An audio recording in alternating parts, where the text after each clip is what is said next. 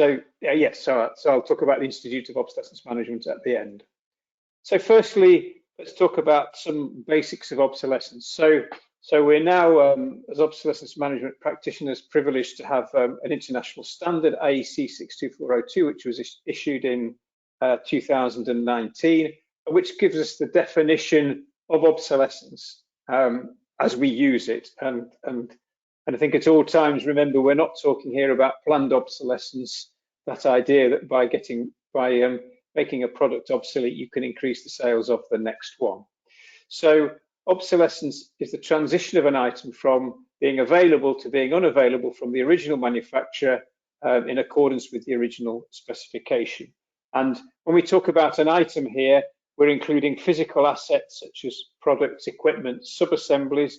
We're talking about consumables, materials, software, systems, and services. So for the purposes of obsolescence management, items may also include information and knowledge such as data, services, processes, procedures, specifications, standards, and regulations. And you may infer from that that that also includes the competence to have competent people to manage the system. So we talk about three types of obsolescence, and we don't talk about planned obsolescence. So functional obsolescence is where the item still operates as intended and can still be manufactured and supported, but it is no longer suitable for the current requirements, or a new technology is preferred. For example, you can consider the transition from analog to digital radio or digital television. When there's no longer an analog radio signal, your analog radio will still work, but it just won't pick up any signal. So it has become functionally obsolete. And as we move through the Gs in mobile communications, the original ones will become obsolete over time. The second one is technological obsolescence, and this is where the item is no longer available from or supported by the original manufacturer. We use the example here of a CAD display, but it of course can include computers, it can include electronic equipment, and many other sorts of items. And the third is where we bring software obsolescence in, because as you can imagine, in principle, software can't be obsolete because you can always duplicate it.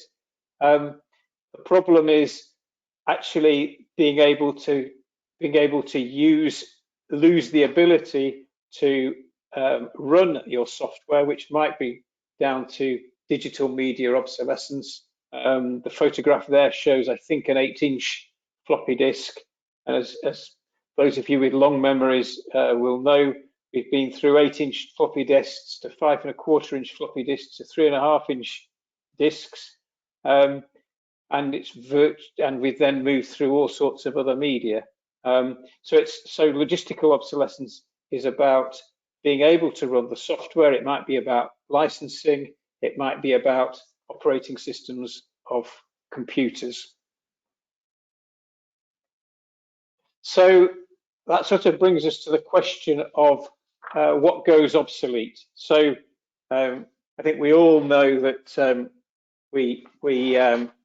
that electronics can go obsolete. As I've just talked there, we've said there, we certainly can experience software obsolescence. And we should also look at things like test equipment, which often runs, has specific cards and interfaces, and runs often when it's delivered will run on a PC that's dedicated to the piece of test equipment. As time passes, the PC becomes obsolete because the operating system is no longer supported by the manufacturer. And of course, one of the things, and we'll touch on this later on when we're talking about operating systems, is that if an operating system isn't supported by the manufacturer, then you need to make sure that nothing else ever gets plugged into it, because it will be vulnerable to viruses for which the support has ended, and there's the operating system hasn't been patched to correct the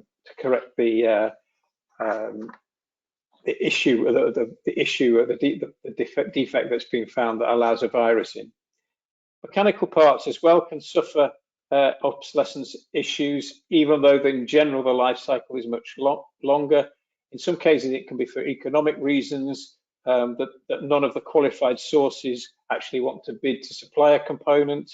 The materials or manufacturing process might have become obsolete. Materials are discontinued because perhaps of new production requirements or changes in environmental regulations. And it may simply be that the drawings that you had from 10 or 20 or 30 years ago turn out to be incomplete, and therefore you're not able to make it because you don't have all the information. And in fact, one of the first obsolescence issues that I came across was not to do with electronics at all. It was to do with vacuum interrupters on vacuum circuit breakers. The manufacturer, in its wisdom, had decided to transfer the production from the UK to the Far East. And a specific item, the vacuum interrupter that was in the circuit breaker, they never actually succeeded in making or getting a satisfactory yield from the production process when they'd moved it out to the factory in the Far East, even though they took took the machine with them, they took the process instructions with them, but clearly there was something to do with the air in Stafford or to do with the people in Stafford who operated the machine that meant it was no longer manufacturable. We've heard that more than once when product is transferred between factories, that something that was a well-intended move turns out to result in obsolescence because the product can no longer be made. Materials, you see there, solder, and one of the big issues currently in the industry is lead-free solder, which is a requirement. Initially came from the European Union, but essentially it's a global requirement to use lead-free solder. For the moment, rail remains exempt from having to use lead-free solder because of concerns over the long-term reliability and therefore safety of electronic equipment made with lead-free solder. But that doesn't solve the problem for the rail industry, because as time passes, there's fewer manufacturers prepared, or fewer subcontractors prepared to have leaded solder baths to make rail equipment product. The components for lead-free solder have different characteristics for the production process, and therefore the risk is actually that it may not be possible to make something that would be legal to use within the rail industry or similarly the aircraft industry. So beware REACH, ROSH, and all the regulations regarding changes to the use of substances. Skills obsolescence, we've talked about when blue collar workers might leave the industry when they have the knowledge of older technology or the knowledge of a particular process. Equally, the skills come and go. It becomes increasingly hard to find a traditional electronics engineer who is able to manage both hardware and software, because the industry has separated the hardware leg from the software leg in product development. And then finally, processes. And so I'm talking here about industrial processes. So if the utilization of certain solvents becomes forbidden, then a process is no longer viable and can no longer be used. So you can see that obsolescence is much wider than electronics. So why does that cause an issue for the rail industry and similar industries that work on long life cycles? Well, if we look on the left-hand side here, we're talking about electronic components. Electronic components typically have a 3 to 5 year life cycle. You see there some 8x2 electronic components, probably no longer available because much more recent technologies than that are also no longer available. They come from the COTS market. So COTS means commercial off the shelf. So commercial off the shelf means that they are made in large quantities by manufacturers who are not able to be, well, the rail industry and the high reliability industries such as medical and defence are not able to influence those manufacturers. So we can't say to Intel, we demand that you make a 386 chip because we still have 386 chips in our signaling system somewhere. Intel will just smile and go away and make whatever it is they make today. And the industry has no influence over that. So in the middle, we're expecting equipment typically will have a 10 to 15 year life cycle if it's got electronics in it. And here we vary between true COTS, which has been made for all industries and or uses a lot of standard components such as display screens, which simply become unviable when the manufacturer of the core technologies no longer makes that particular generation. As we move up, and you'll see these are rolling stock examples rather than signaling, we talk about ISRE COTS. ISRE is standard product, but coming from the rail industry. So at least we have some assurance that the manufacturer of the product understands the requirements of the rail industry, even if they are equally at the whim of the component manufacturer. And then Alstom and other manufacturers, of course, there are many other equivalent manufacturers, design and make their own product, again using components from the electronic industry, but with much more control over the life cycle because they're able to redesign, find substitute components and such things during time. So what are we trying to achieve? Well, we're trying to achieve a systems life cycle for rolling stock of typically 30 to 40 years. I think that must also be the objective of signaling engineers, simply because the renewal rate for signaling systems is unlikely to renew the complete infrastructure within a period of 30 to 40 years. So we need to be able to build product that meets the rail requirement of a 30 to 40 year life cycle using components that may only have a 3 to 5 year life cycle. And just to prove we're not alone in this, here we have a real example that came from the Ministry of Defence. So this is the surface ship sonar on a ship for the Ministry of Defence, for the Royal Navy, and it shows how the electronic components became unavailable from 1996, which was the start of the design. 2002, beginning of 2003 was the first installation on the ship, and by the time it got to 2007, which is only 10 years after the original design had been started, essentially all the components had become obsolete. 70% were obsolete before it had been first installed on the ship.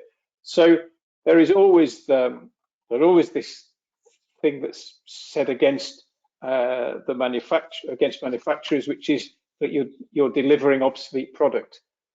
It's not correct to say they're delivering obsolete product. What they're actually doing is delivering product that contains obsolete components. They're continuing to support the product itself, which goes back to our original definition of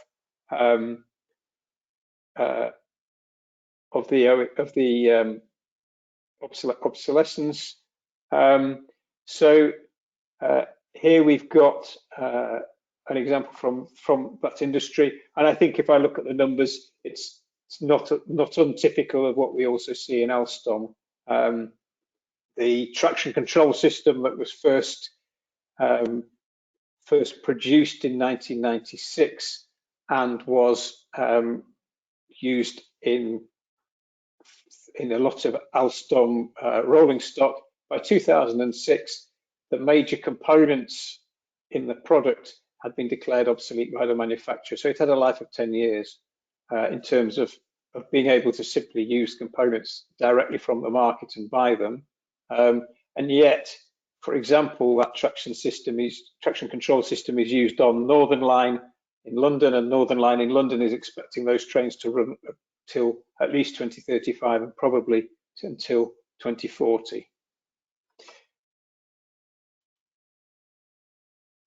So what is obsolescence management? Again, we can come back to the norm, to the standard, and it tells us. So obsolescence management activities are those activities that ensure an item and its sub-items, in other words, its components, can continue to fulfill their requirements over the expected useful life.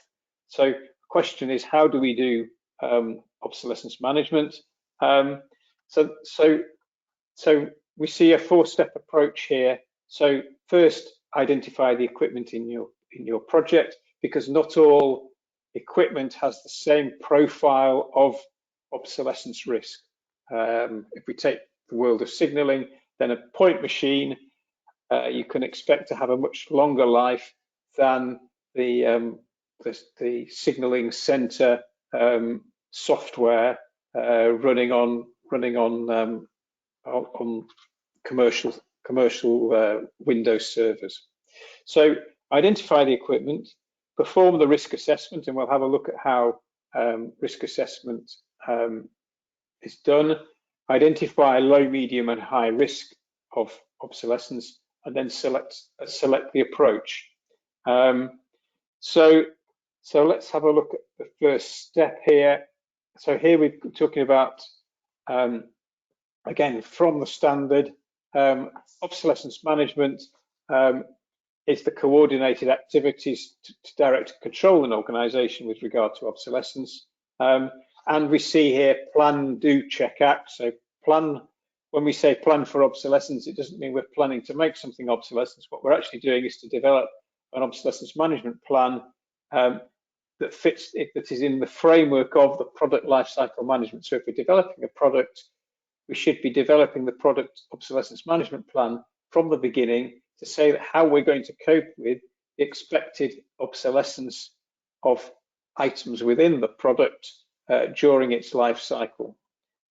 We then move to the design phase, and in the design phase, we're looking to minimize obsolescence by good practice. And we'll see some examples of good practice in the design phase that with the objective of minimizing obsolescence or delaying the onset of obsolescence.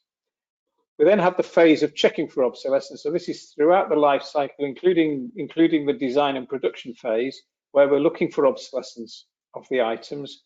We're doing monitoring the availability of the components, and we're looking at how those different obsolescence events as they occur impact the product.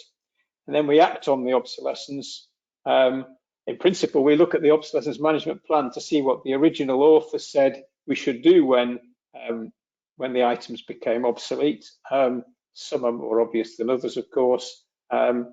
So we have a plan, design, check, act cycle related to the obsolescence management plan.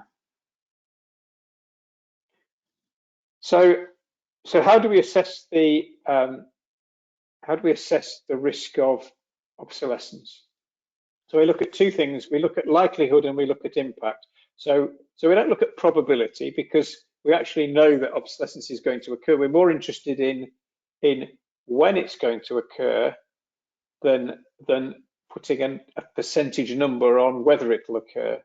And we're looking at the impact of that obsolescence on the system that it's used in. So we start with the impact assessment. So we're looking at two factors here: the criticality of the part to the function of the system, and we're looking at the time to resolve an obsolescence issue. So if we have an item or part, let's say we talk about the microprocessor. The microprocessor not only has a high impact on the function of the system. If it's not there, the system won't work.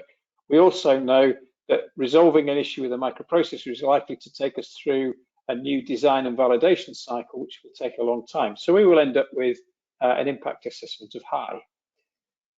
Then we're interested in the likelihood, and here we're looking at how many, and the numbers in this case are specific. These are the numbers we use in Alstom. You don't always have to say 0 to 10 years, 10 to 20, and more than 20, but that's what we use in our business.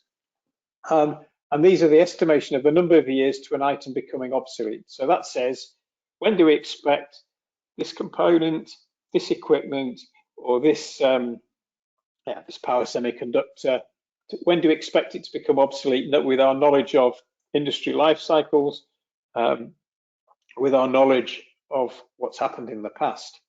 And then what are the factors that might delay the impact of that obsolescence? So for example, if we have a part that that might become obsolete within 10 years, but we're able to buy that part as a lifetime buy and make a stock of it, then instead of having a high likelihood of obsolescence, we could move down to a medium or even potentially a low impact. And we combine the likelihood and the impact to come up with a final factor, which you might just have lost on the bottom of your screen, but essentially we're saying if it's medium or high, then we move to a proactive obsolescence management. So what's the difference between reactive and proactive obsolescence management? Often people will say, well, reactive is bad and proactive is good, because proactive means that we're looking forward and reactive means we only react when it happens. But we have to remember that proactive obsolescence management costs us more, or can cost more, than reactive obsolescence management, because we're actually doing work, spending money and hours during the phase where nothing has yet happened. And so if we take the definition EN 62402 again, the reactive approach, we don't do anything until the need arises, whereas in a proactive approach, we both try to reduce the likelihood of obsolescence occurring and also the impact of obsolescence when it occurs.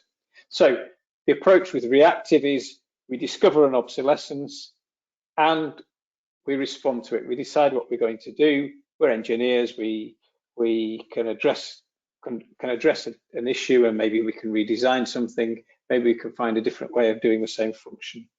Whereas in the proactive approach, we're doing things ahead of time. So we're doing obsolescence monitoring to know when parts are going to go obsolete, so that we get the end of life notifications from the manufacturers. We may be making strategic purchases of components. We may be planning upgrades or replacements to respond to the known likelihood of obsolescence. And those criteria, the criteria that we use in terms of just a sort of an overview of what type of products those might be, then in a reactive approach, you'll typically have a low risk of obsolescence in a low technology product. It might be a product that has where you're planning to replace it or has a short remaining life. It might be a very reliable product with low consumption. So if the product never fails, then actually you never need to replace it. You never need to buy spare parts for it, and therefore you could treat it as reactive. It may also be that you've got very good guarantees from the component manufacturers.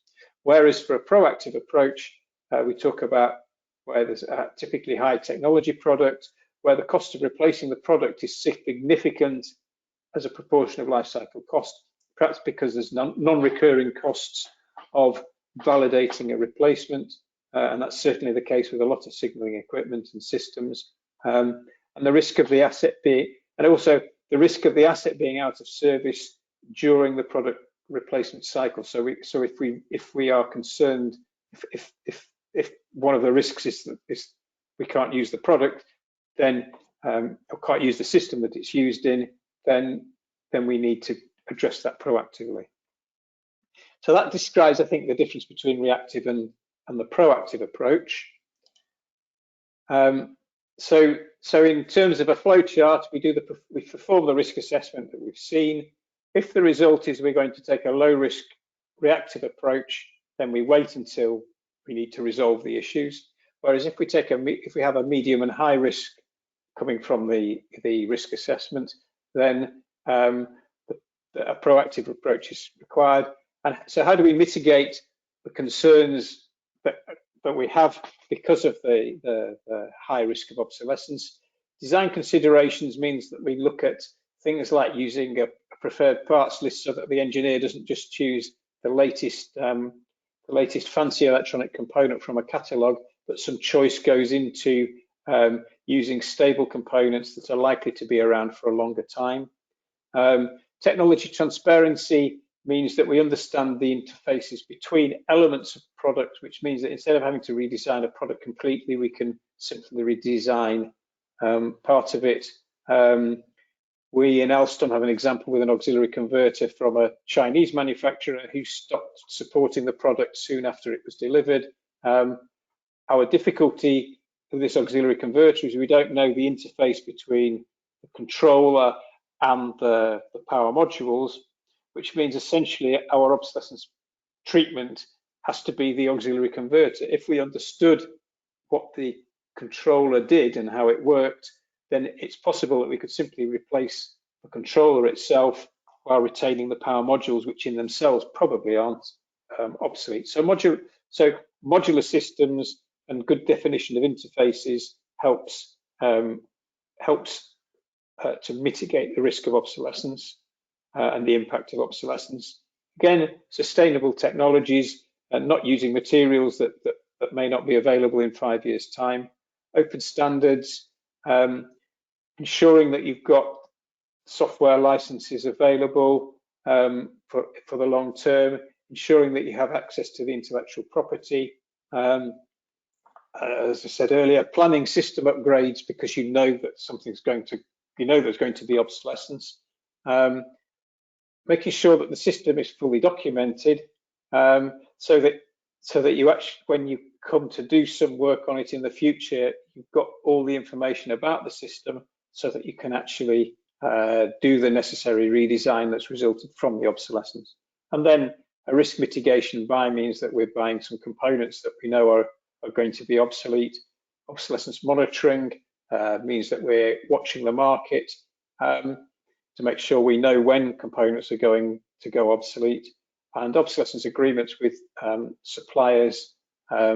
So where we write long-term agreements with suppliers to make sure that they understand the requirements we have to serve our customers. Alstom has signed, I think now, something like 130 obsolescence charters with its suppliers, which is the first stage of that process. That's the process where Alstom says what it needs, and the suppliers agree to comply with those requirements in terms of their responsibilities.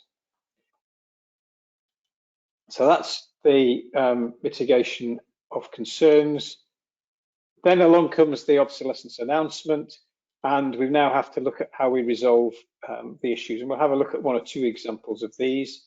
I think the first, and in a way the obvious one, is to simply buy a stock of components that will last you covers the remaining requirements you have of that components. And you would certainly do that where you would think about doing that where there's no equivalent or alternative part available for that component. But you've got to remember what it is you're trying to cover here. You're covering not just the projects that you have already running in production or in design that use that component. You may also have options on those contracts where the customer has the right to order another 10 trains or another 50 sets of signalling equipment. You need to think about those. And then you may have tenders, but you've committed committed in the tender process that you would supply these if the customer was good enough to give you the order.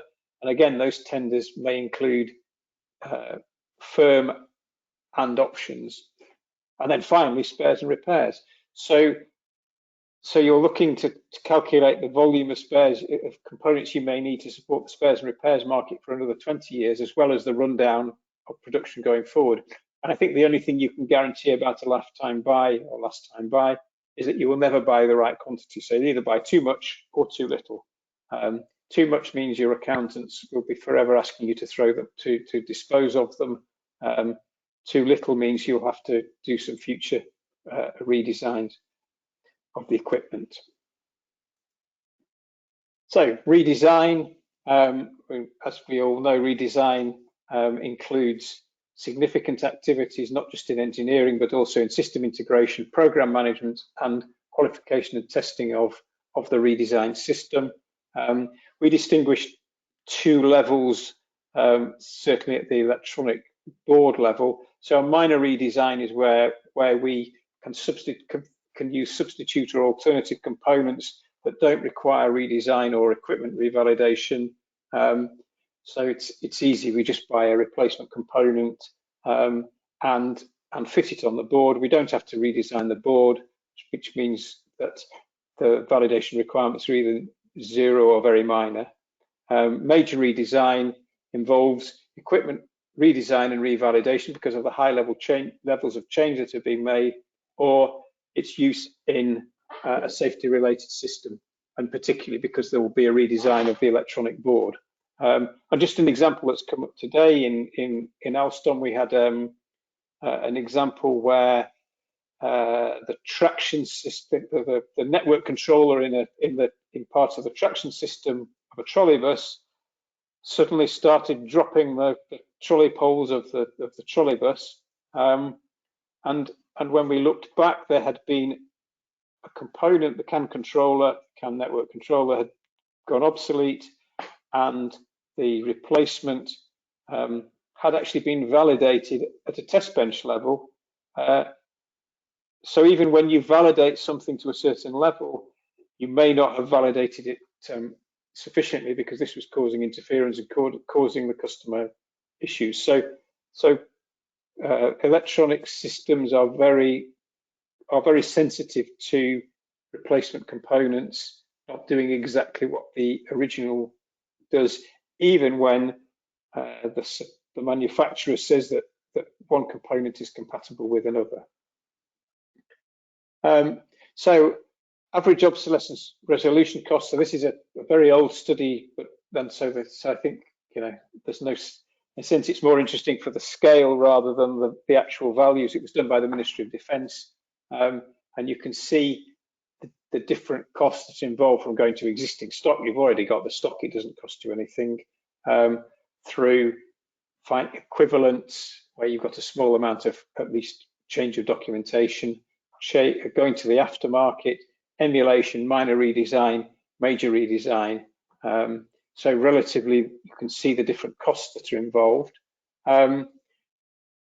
Useful to think about what the true cost of some of these things are. So we talk about aftermarket. An aftermarket, you'll often hear this referred to as the broker market or the grey market.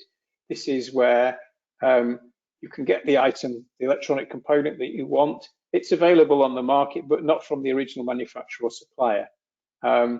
And here we would say beware and be very careful, because the original manufacturer has stopped making that. You don't know where that component is going to come from in the supply chain. The buyer who finds it will be a hero because he's just solved your problem of an obsolete component on a product you want to make, but it'll only be a hero for a while. So what happens in this market? Well, you can see there's an example of a capacitor. So that's the original capacitor. In fact, and then this is, or rather, this is the counterfeit capacitor that's being used by installing a much smaller capacitor inside it in order to produce something that looks like the original. And at a very simple test level, I'm sure it is whatever microfarads it needs to be, but it's not suitable for your original requirements. You get different bonding patterns in the same batch of components. You get different die suppliers in the same batch of components, and it may well be that your components have come from this pile of electronic equipment that's been returned to China by Europe under the WEEE regulations, which means that we have to recycle all electronics. So it ends up in a recycling centre where it's probably being heated over an open fire. The components are being knocked off once the solder's been melted, and then children are used to sort the components into buckets. So be very careful. It is actually illegal to supply counterfeit product to the American market, even if you don't know that you've done it. So better ways to do things, talk about planned system upgrades. So recognize that obsolescence is inevitable and that during the life cycle, products will have to be redesigned one or more times. There will be perhaps an optimum time to do that redesign. That depends on the roadmaps of the individual subsystems within the product. And so part of planning obsolescence treatment is to plan it at the right time. And when you come to do that redesign, it may be sensible to replace some non-obsolete components or components which are not yet obsolete, because you know that in their roadmap they're likely to be obsolete within the next couple of years or the next 5 years. So choose your redesign point and then move back to an obsolescence-free product for a while.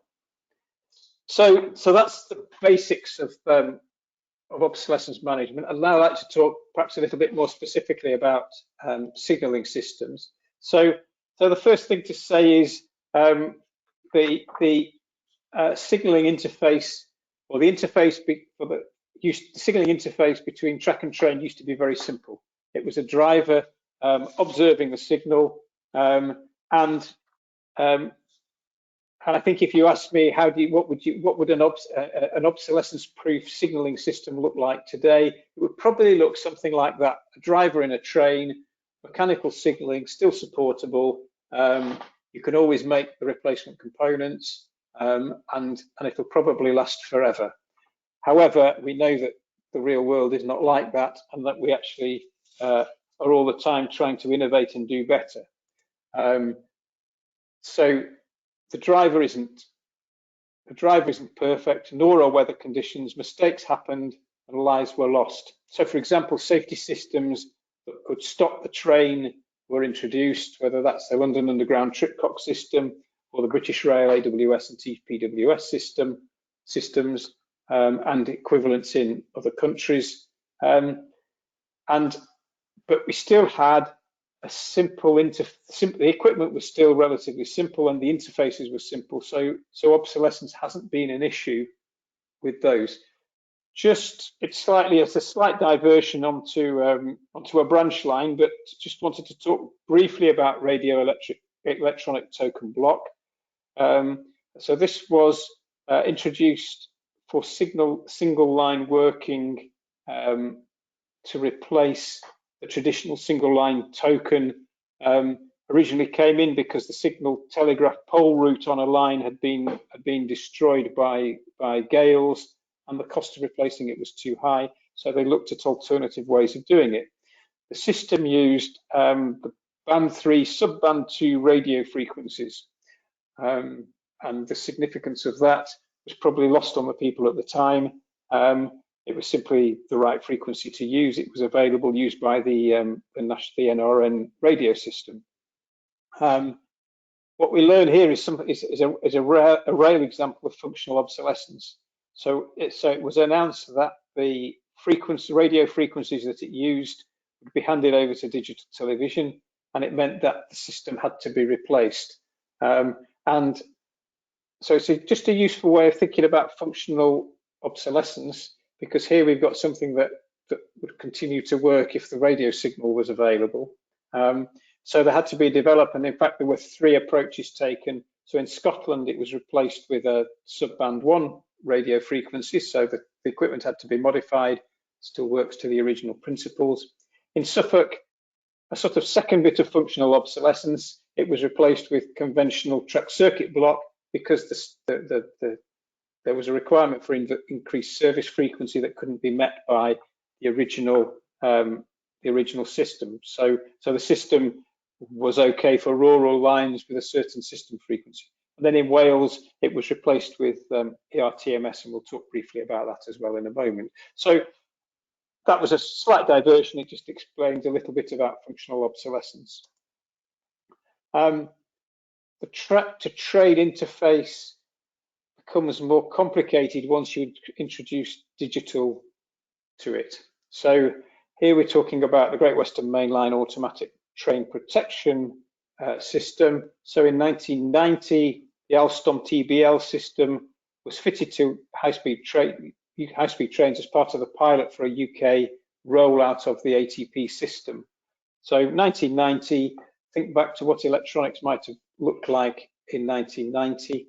I think certainly Windows wasn't around. I think DOS 2.0 might have arrived by then. So you know sort of where we are.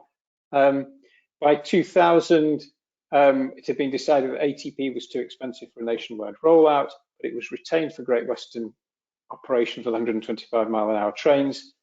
And there was a requirement for an additional build for Class 180 because they were adding additional trains. So far, so good.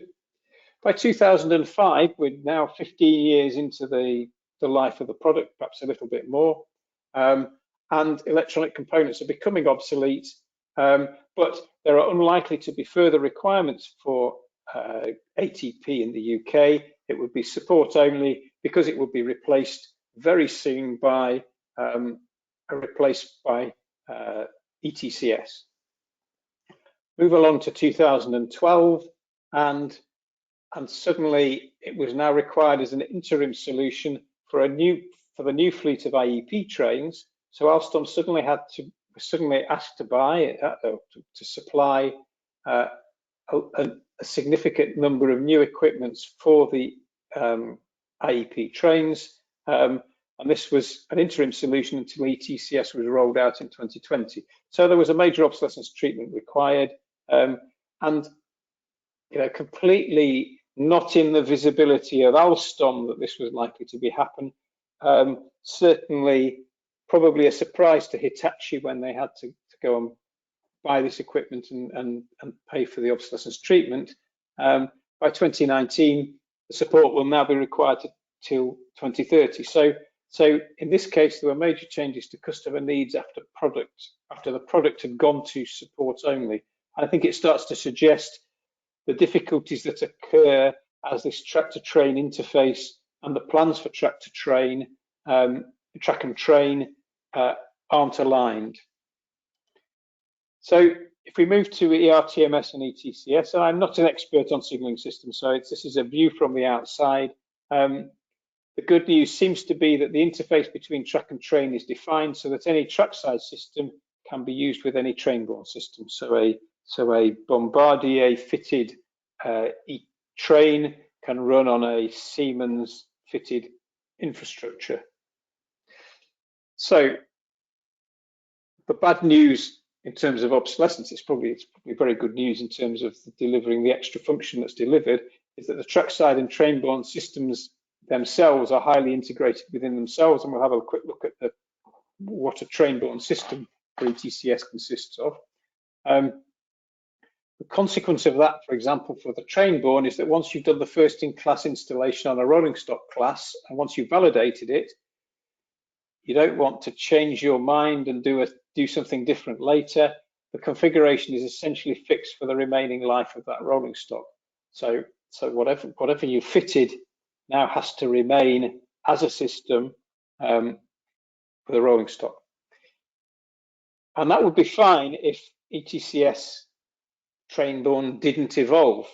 But ETCS train-borne has evolved because there's pressure from asset owners and operators to reduce the size, the power consumption, and the first fit cost of ETCS.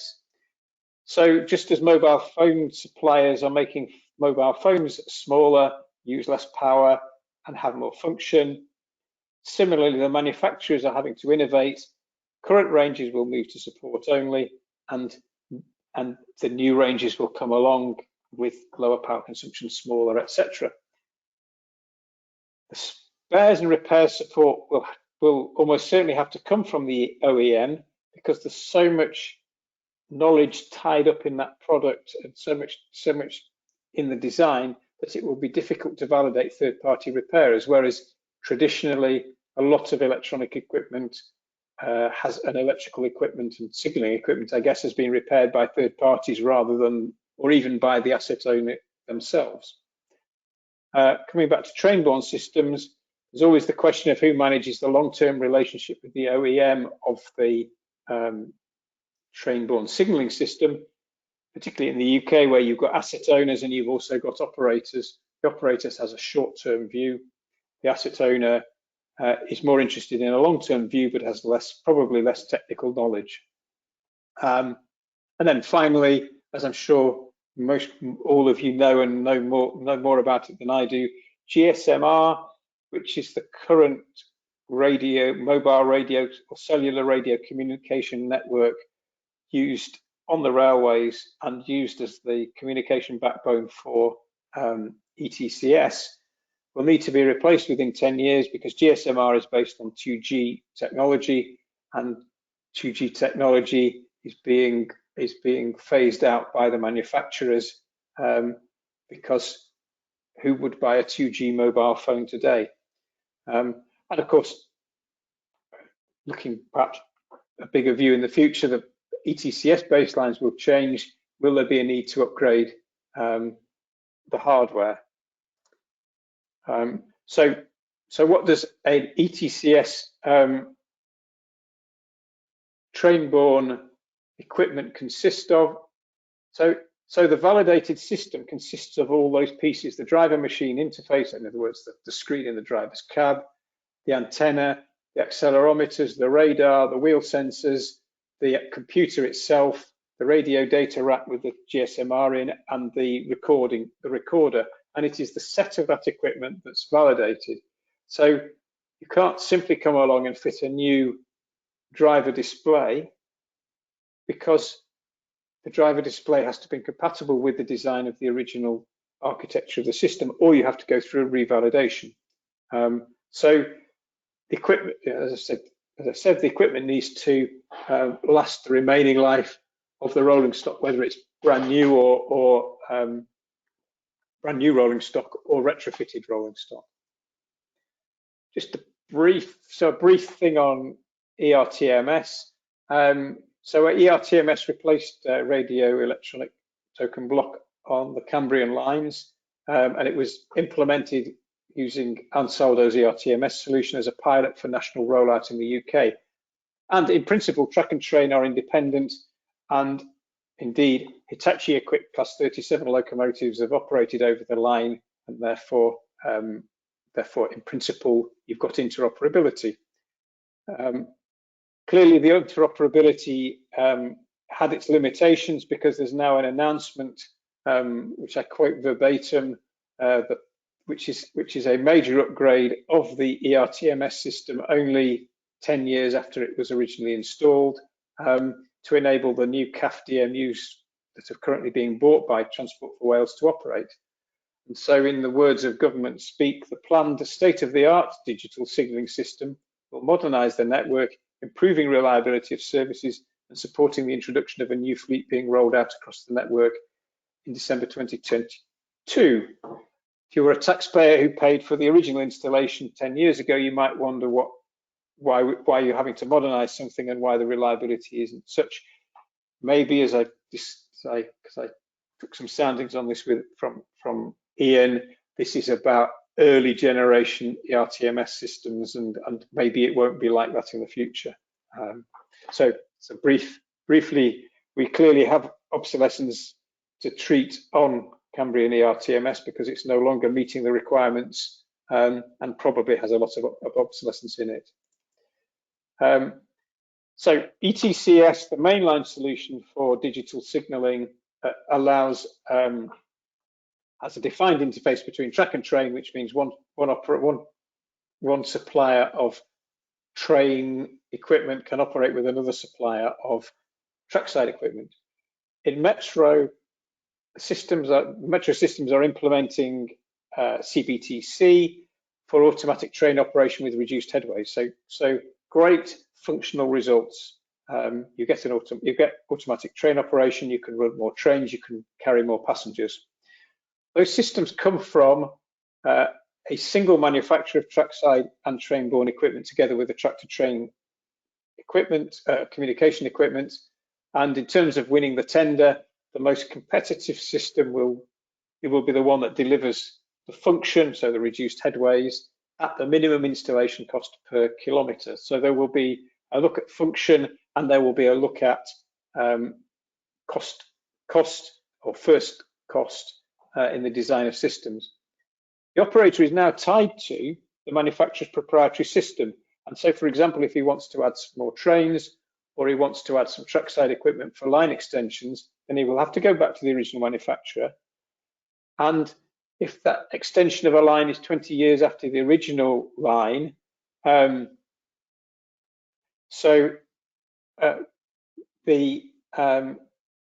manufacturer may no longer be able to make the equipment required for the trackside to extend it, or equally may no longer be able to make train-borne equipment if the operator wants some more trains.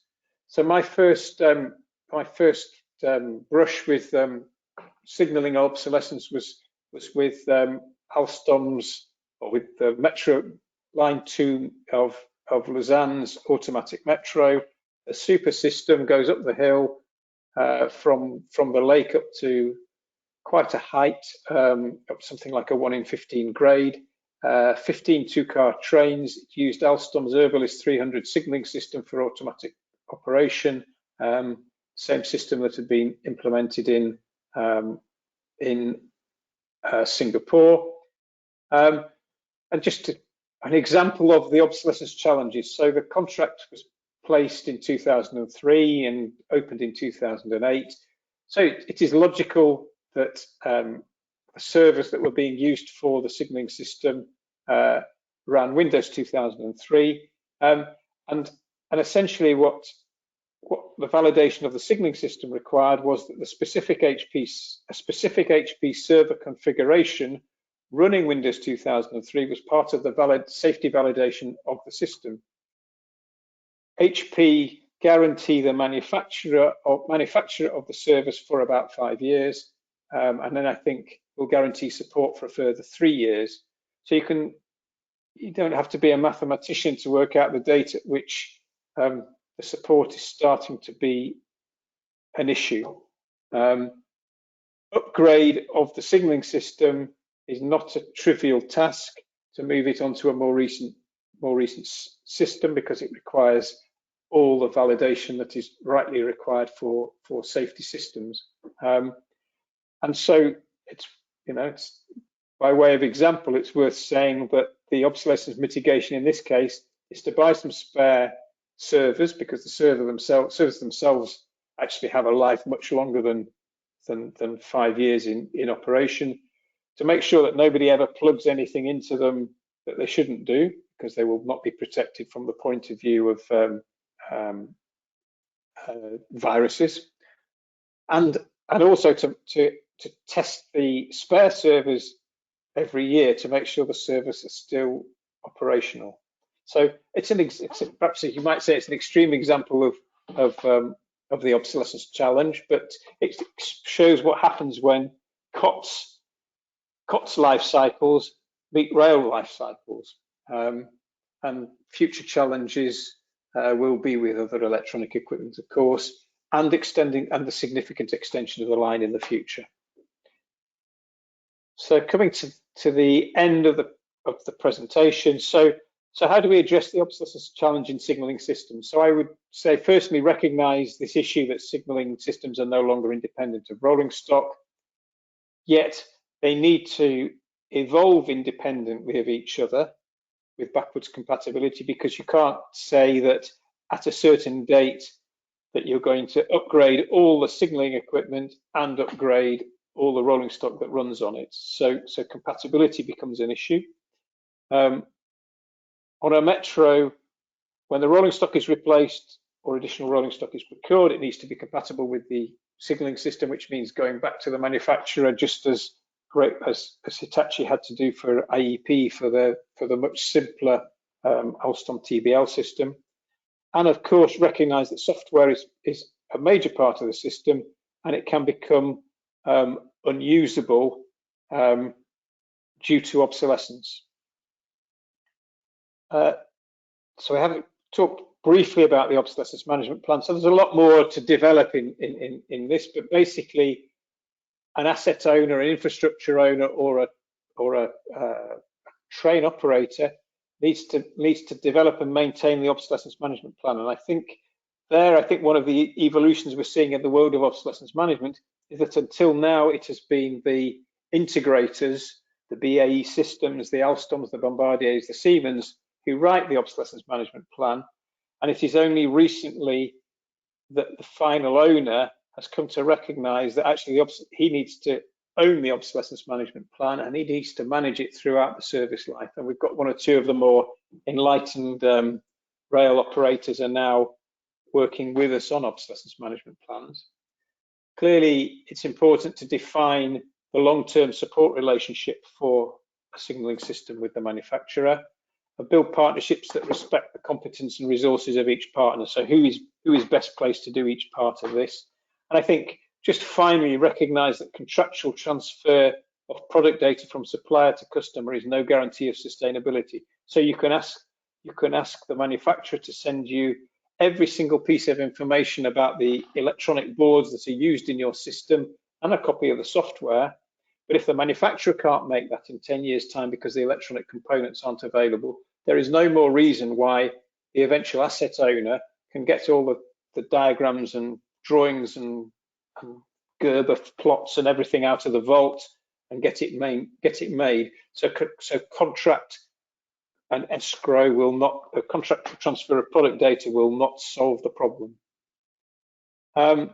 So finally, where do you come to for obsolescence management best practice? So I would say virtually join the International Institute of Obsolescence Management. We're a new institute. We formed from an industry body called COG, the Component Obsolescence Group, originally formed in 1996, became the institute in 2015. And what IIOM does is to bring together people from different companies, from different business sectors, allowing people to work together, allowing people to see best practice across business sectors, and allowing them to meet obsolescence solution providers, so the people who can help you with obsolescence solutions, whether it's a training provider, a provider of customized obsolescence solutions, or providers of obsolescence monitoring services. IIOM has accredited training providers in the UK and Germany to deliver a 3-day short course that will lead to the IIOM qualification, so associate.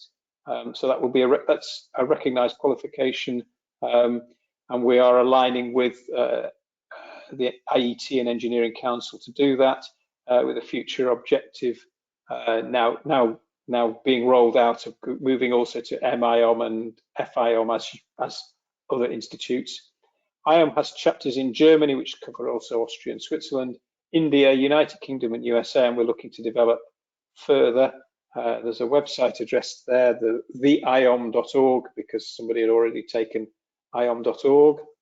The mission is to advance the science and practice of obsolescence management, promote and recognise high standards of practice and professional competence. So in other words, you'll be able to see whether somebody is qualified and competent to be an obsolescence engineer, whereas in the past he would be somebody who'd come from an existing post in your organisation and had learned some things about obsolescence.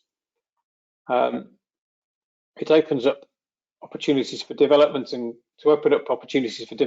career paths for practitioners of obsolescence management. So this doesn't become an end of life job for engineers. To increase the awareness and understanding of the discipline, and because they're part of the financing of IIOM, to support the growth of the specialist obsolescence management service providers who are affiliated to the International Institute of Obsolescence Management. So that's the end. I can see there are some, maybe Ian, you open the mic up and ask the questions, and maybe that's the easiest way to do it. Yeah, I think that's right. So thank you very much, Stuart. That I found that as a very fascinating talk. I think the combination of really explaining to us what are the fundamentals about obsolescence management, and then some real concrete examples that we can relate to. Yeah, so we'll work our way through the questions that have been coming in. First one's from Melvin Nash. And really asking about the if you have a stock of spares as part of the proactive approach to obsolescence, how do you go about making sure you don't end up with a warehouse full of them when the equipment's finally taken out of service? I think the simple answer to that is to work closely with the users of that equipment, and maybe to work at lower levels of the bills of materials. So rather than stock the complete system, stock the sub-assemblies, maybe even stock the electronic components, so that you can build, you can build the item rather than store it as a completed assembly. And I think also manage the risk with the financial risk with the end user, because in the end it's the end user who has the bigger financial risk, which is his asset not working, and therefore it seems reasonable. And we say it both in IIOM and in Alstom, that money has to pass down the supply chain from the end user to the suppliers in order to manage obsolescence. Okay. Question from Paul Darlington, that you mentioned the Ministry of Defence. How would you say rail companies compare to other industries in terms of to best practice in obsolescence management? What can we learn from the others? I think the end users, or the end customers, the asset owners, I see very little of them. I think the integrators, so the Bombardiers, Alstom, Siemens, and others, have made some good progress in the last few years. So I think we can see that good practice in the integrators, and that's starting to pass down the supply chain into some of the sub-suppliers to the integrators. I think aerospace and defence is where best practice currently is. We're starting to see medical getting interested, but I would say aerospace and defence is probably the lead. MOD took the lead years ago. I think much of that has passed to the integrators such as BAE Systems now. Okay, a comment from Peter Woodbridge about the Cambrian EMS. It says that as far as he recalls, it was very much an interim version, baseline 2.3.0D, with the addition of a specific change request. So I think that's I think a number of us would recognise that that the system was inevitably going to need some sort of a migration before too long. Question from Daniel Woodland, our president, and he's asking there: is hardware independence, in terms of decoupling the hardware from the software, a partial answer to obsolescence in modern systems, and what does that mean in practice? I think it is a partial answer. I think the thing you have to come back to every time is if the hardware contains the microprocessor and the microprocessor runs the software, and if you change the microprocessor, you are in the end, you have to validate the tier of the microprocessor, its operating system, and the middleware to then put the application on the top of it. So I think it's partly right, and I think Windows in fact probably helps rather than hinders us in this, even if we're often against that. But in the end, maybe the real future trick will be how do we reduce the validation cost of doing all the regression testing of a new signaling system when we have separated the software from the hardware but migrated. So I think the real trick will be to improve, put some R&D into reducing the validation, the regression testing for the new version of the system. Okay. A comment from Ian Maxwell, really encouraging the industry to understand the obsolescence standard 62402 that you've mentioned and think hard about how to manage the challenge. And he says, yeah, this is not a time to close your eyes and hope it goes away. I think, yeah, I'm sure you'd agree. I would agree, and I think 62402 is a major step forward. It was previously a guideline, and so while there are wrinkles in it and things that can maybe be better, it provides a very good framework. It allows, and for example, it allows, or it will allow you to audit your suppliers against the standard. One of the things IIOM is doing is to work with IECQ to develop a standardized auditing and compliance mechanism for 62402 2019. So instead of having to audit it yourself or take people on their word, you'll actually be able to do be able to audit against. We'll be able to make it as a standard that you have to that the supplier has to deliver against. Okay. From Andrew Knight, saying, how big an issue do you think it is when we have different manufacturers of on-train equipment and trackside equipment? In the past, I've seen instances where there are black boxes and the supplier doesn't wish to share information about the components within the box.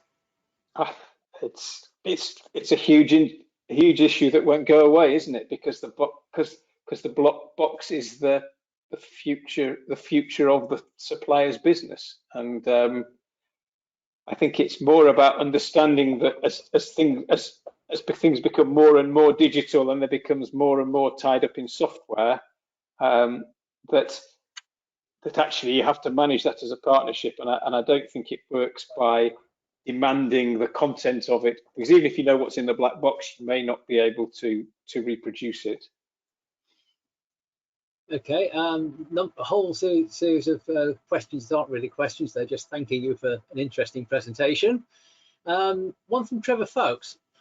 Could you explain the ideal contracting strategy which would make sure obsolescence issues are managed correctly throughout the contracted life?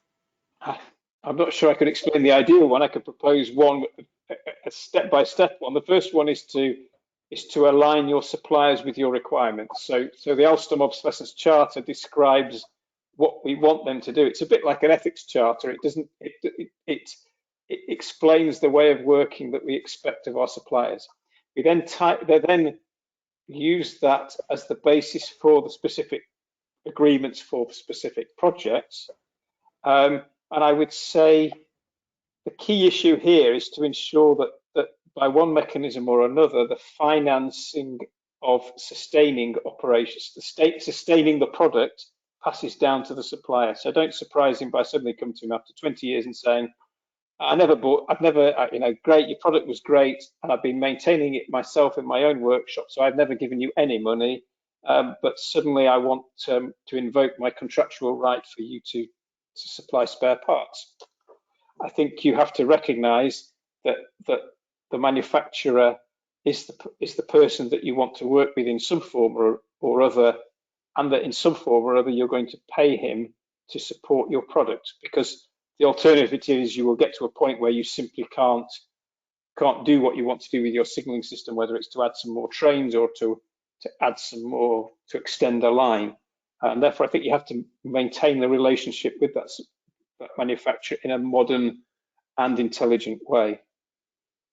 Okay, if I could ask a supplementary one on that, is that now sort of happening in the sort of deals that you're getting for train supply that very often include a maintenance sort of obligation on the train supplier?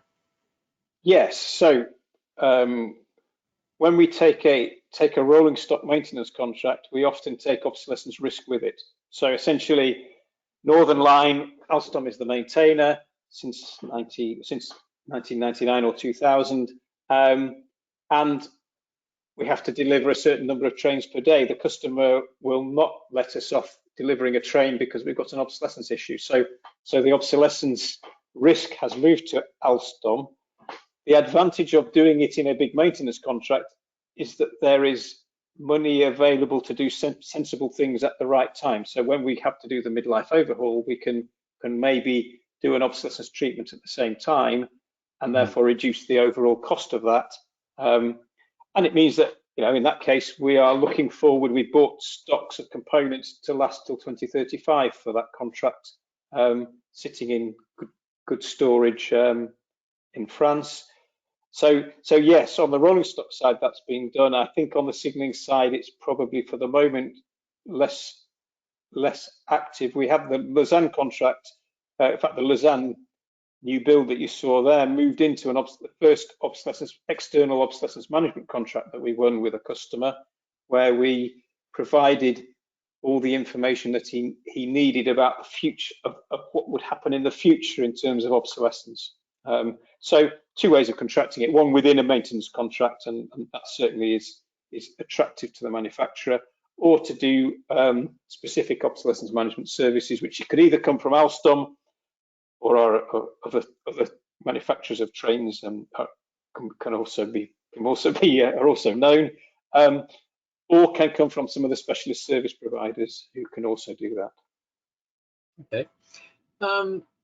Question from Thomas Wood, talking about use of Microsoft Windows as a component part. Says it somewhat alarms him, particularly from the perspective of Microsoft's reluctance to provide long-term support.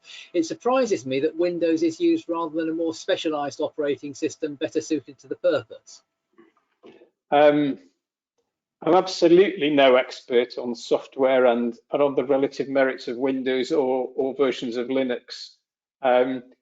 But I did see a presentation 5 years ago where the presenter very forcefully argued that actually, however much we think that Linux might be the savior of us because we can maintain our own version, it nevertheless requires continual upgrading over time because the hardware changes. And so unless you really can stick with the hardware forever, if you take our agate traction control on Northern Line, we expect that to still be on the train in 40 years after it was first manufactured, because it has an internal operating system, and absolutely nothing has changed. We haven't changed the hardware, and we don't change the software except for any evolutions that are needed from an application point or function point of view.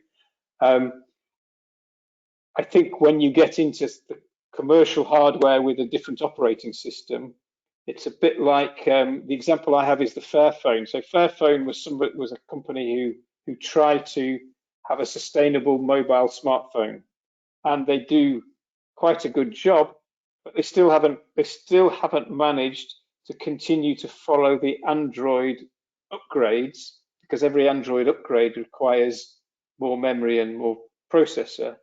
And so at some point you run out of the support.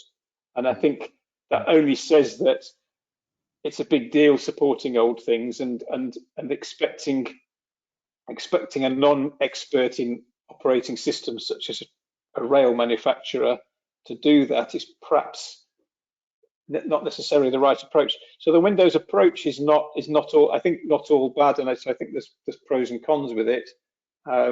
It has provided ultimately a sustainable platform, even if the cost of migrating between it is expensive. Okay.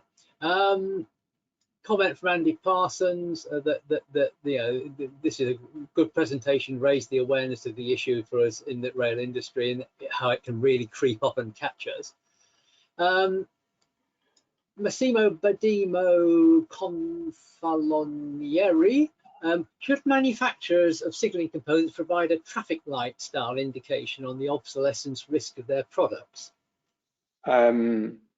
Possibly, yes. And in fact, one of the areas both Alstom and IIOM are working on is better mechanisms for informing people about the roadmaps of products. So there's a standard that started in Germany. It's currently rather boringly called the VDMA 24903 because it's the German machine tool industry, but it is quoted in 62402, and it's a standard for a digital product change notice. So the product change could be change of site of manufacture, it could be change of specification, it could be an end of life notification, it could be to say when the end of spares production will be in the future. So not exactly a traffic light system, but I think things that are being worked on, and I know Siemens are also working on this, may give the end users more knowledge of the roadmap of the products that they buy. Okay. And then I think perhaps the final question. So one from Peter Woodbridge, which is quite an interesting one that I can relate to, but it might seem a little bit abstruse to some other people. And he's saying, can obsolescence ever be a good thing? He's saying we have the opposite of obsolescence management in some of the interfaces in signaling, and he talks about the interface between the control system and the interlocking, so between the sort of the control center systems and the interlocking, where because Network Rail procures these from different suppliers, the only standard interface is a very old-fashioned interface. It's a serial, RS-232 type interface. And it's difficult, and this effectively tends to lock everybody into an old specification. So I don't know if you any comments on that sort of issue. As to... I think it's certainly true that innovation and obsolescence are a sort of pair, a bit like a binary star circling each other. The two are related. Because we have innovation, we have obsolescence. We want innovation because we want things to be better and have more function in the future, and to be cheaper, and whatever we're trying to do. And therefore, I think forever managing an old standard is not the right thing to do. And I think obsolescence management is not simply about guarding the old. It is about evolution, and it should be about upgrading. It should be about changing communication systems and interfacing. So I think the answer is we need to, we need those things to advance, and we need to find mechanisms to do it. Okay. Well, on that note, I think it's a good point to end on. So thank you very much, Stuart, for a most interesting presentation. And thank you for everybody for your questions, because I think they've brought out some interesting responses and further development. This, as you said, we're recording this, and